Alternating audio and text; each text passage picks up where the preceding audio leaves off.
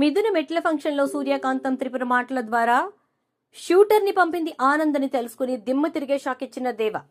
ఎంతకు త్రిపుర సూర్యకాంతం ఫంక్షన్లో ఏం మాట్లాడుకున్నారు? అసలు త్రిపుర మిథున వాళ్ళ ఇంటికి వచ్చిందా? ఇదంతా కూడా వీడియోలో చూసి తెలుసుకునేద్దాం. నువ్వుంటే నచ్చుతుగా రాబోయే కథలో జరగబోయే సన్నివేశాల గురించి ముందుగా తెలుసుకోవటానికి వీడియోని లైక్ అయితే చేసి ఛానల్ను సబ్స్క్రైబ్ చేయండి. పక్కనే బెల్ ఐకాన్లో ఆల్ ట్యాప్ చేయడం మర్చిపోకండి.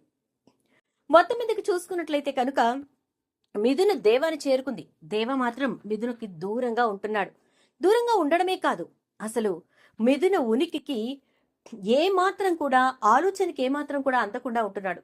ఏదో జరిగిందనేది మిథున పసిగడుతుంది. ఏం జరిగిందో ఖచ్చితంగా తెలుసుకుంటాను అని కూడా అంటుంది. ఈలోపు కోడల్ని తీసుకుని పార్వతమ్మ గుడికి వెళ్లడంతో అక్కడ పూజారి గారు జరుగుతున్నవన్నిటినీ కూడా పార్వతమ్మ ద్వారా తెలుసుకుని ఇదంతా తీరాలంటే మిథునకి దేవాకి మధ్య సఖ్యత ఏర్పడాలి. అది జరగాలంటే ఆ మెట్టెల ఫంక్షన్ చేయించండి. ఎప్పుడైతే ఆ మెట్టెల ఫంక్షన్ జరుగుతుందో ఖచ్చితంగా మీ ఇంట్లో మంచి జరుగుతుంది అంటారు. దాంతో ఇక వెంటనే మిథున తల్లికి ఫోన్ చేసి ఈ విషయం చెప్పేసరికి చాలా మంచి శుభవార్త చెప్పారు వదినమ్మ, వస్తాము అంటుంది. తీరా హరివర్ధన్ దగ్గరికి వెళ్ళి విషయం చెప్తే హరివర్ధన్ ఒప్పుకోడు, ఇటు నుంచి దేవా కూడా ఒప్పుకోడు. వీళ్ళిద్దరూ ఒప్పుకోవట్లేదంటే ఏదో ఉంది అని చెప్పి త్రిపుర గట్టిగా ప్లాన్ చేసి మొత్తానికి మెట్టల్ ఫంక్షన్ జరగాల్సిందే అని చెప్పిస్తుంది. త్రిపుర ఎందుకు ఇలా అంటోందో అర్థం కాదు మిథున అన్నయ్యకి. అసలు ఎందుకు ఇలా మాట్లాడుతుంది అనుకుంటూ ఉంటాడు. కానీ అనుకున్న ప్రకారంగా ఫంక్షన్కి హరివర్ధన్ ఇంకా అతని భార్య, త్రిపుర ఇంకా తన భర్త అంటే హరివర్ధన్ కొడుకు అందరూ కూడా అక్కడికి వస్తారనమాట. ఇక అక్కడికి వచ్చేసరికి సత్య మాస్టర్ ఇల్లంతా కూడా చాలా సందడిగా ఉంటుంది. అందరూ కూడా సత్య మాస్టర్ ఇంట్లో ఫంక్షన్ జరుగుతోంది, అది కూడా దేవా మిథునల్ది, మిథునకి మెట్ల ఫంక్షన్ అంట అని చెప్పి చెప్పుకుంటూ ఉంటారు. ఇక ఇక్కడికి త్రిపుర వచ్చిన కారణం వేరు. సూర్యకాంతాన్ని కలవాలి, అసలు ఏమైనా విషయం తెలిసిందా అని చెప్పి కనుక్కోవాలి అని. ఇక అక్కడికి వచ్చిన తర్వాత సూర్యకాంతం దగ్గరికి వచ్చి ఏంటి సంగతి అంటే, ఏ ఉంటాయి సంగతులు, మీరు చెప్తే మేం వింటమే అని చెప్పని అంటుంది. నేను చెప్పడం కాదు, నువ్వు చెప్పాలి. ఏమనుకుంటున్నారు ఇక్కడ, అసలు ఏం జరిగింది, ఎందుకు మిథున సడన్ గా ఇక్కడికి వచ్చేసింది, దేవ ఏమో మిథున దగ్గర ఉండకుండా ఇక్కడికి ఎందుకు వచ్చేసాడు అంటూ ఉంటే, అబ్బబ్బబ్బా ఓమయ్యమ్మమ్మో నాకు అర్థం కాందే అది కదా, ఆ విషయం గురించి మళ్ళీ నువ్వు నన్ను అడిగితే నేనేం చెప్పను, అది సరే కాని మీ తమ్ముడు బాగున్నాడా అంటుంది.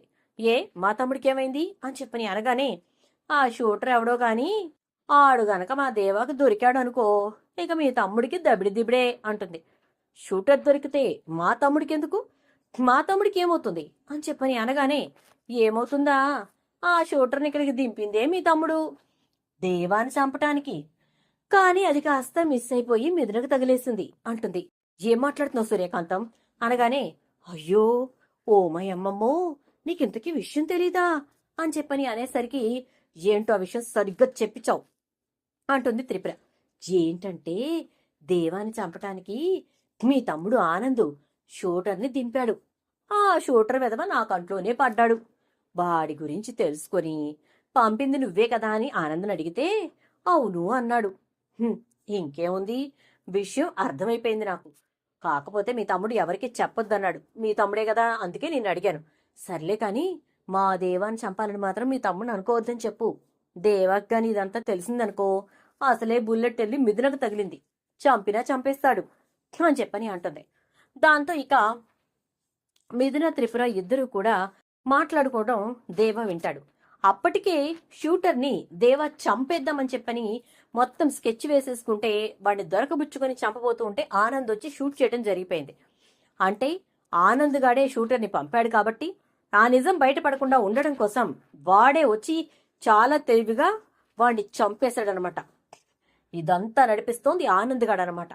చెప్తా, వీడికి ట్రీట్మెంట్ ఇస్తే మా మావయ్య గారికి నిజం తెలిసి అప్పుడు అసలు విషయం బయటకు వస్తుంది అని అనుకుంటాడు దేవ. మరి ఇప్పుడు దేవ ఏం ప్లాన్ చేయబోతున్నాడు, ఆనంద్ ఇదంతా చేశాడనే విషయాన్ని ఎలా బయట పెట్టబోతున్నాడు, మరి ఇదంతా కూడా రాబోయే ఎపిసోడ్స్ లో చూద్దాం. వీడియో నచ్చితే లైక్ చేసి షేర్ చేయండి, అలాగే ఛానల్ సబ్స్క్రైబ్ చేసి పక్కనే బెల్ ఐకాన్లో ఆల్ ట్యాప్ చేయండి.